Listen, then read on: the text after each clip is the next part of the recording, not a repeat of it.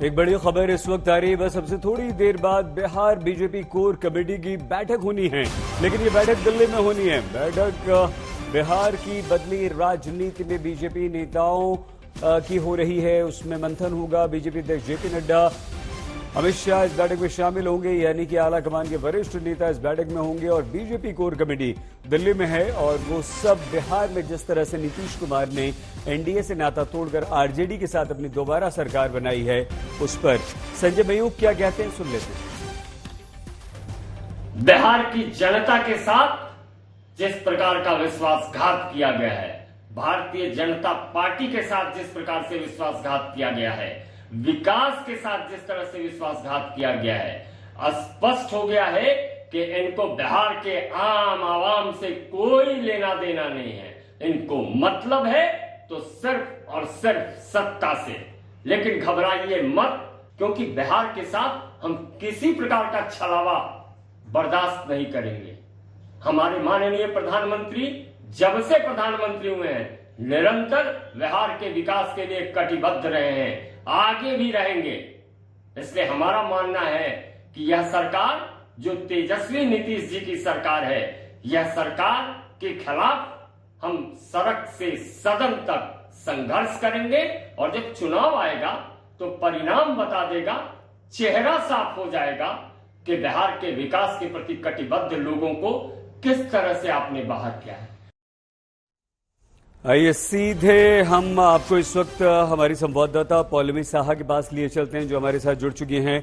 पौलमी, क्योंकि ये दिल्ली में बैठक हो रही है बिहार बीजेपी कोर कमेटी की, और वो भी जेपी नड्डा, अमित शाह इसमें मौजूद रहेंगे, इसलिए कितनी महत्वपूर्ण हो जाती है बैठक?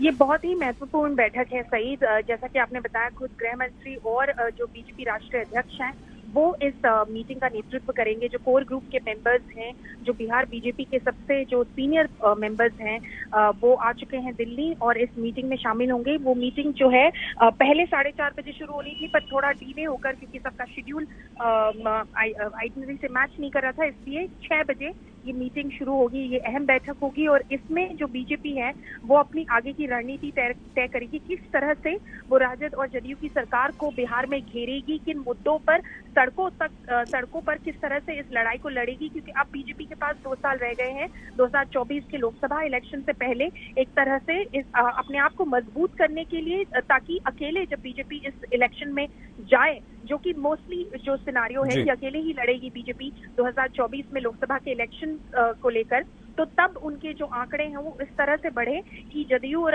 राजद को और महागठबंधन को एक तरह से बहुत ज्यादा चोट पहुंचाई जा सके। इस वक्त जो बीजेपी की लोकसभा में स्ट्रेंथ है बिहार से, वो 17 की है और बीजेपी का मानना है कि हम इस तरह से आगे बढ़ेंगे और इस तरह से अपने आप को मजबूत करेंगे कि एटलीस्ट 30 सीटें हम खुद ले आए। बहुत धन्यवाद पौलमी साहा, हमारी संवाददाता हमारे साथ थी।